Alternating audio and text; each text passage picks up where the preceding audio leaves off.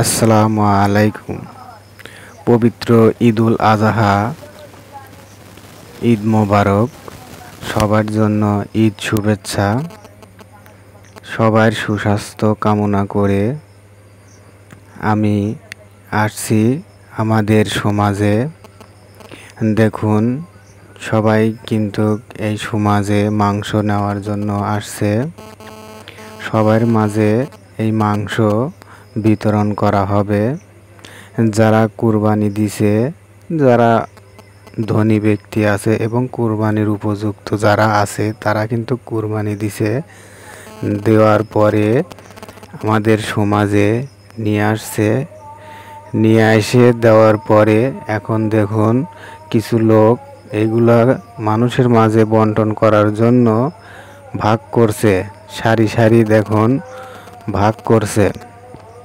এইগুলা একে একে এক একজনকে দেওয়া হবে। এই জন্য আমরা সবাই আসছি।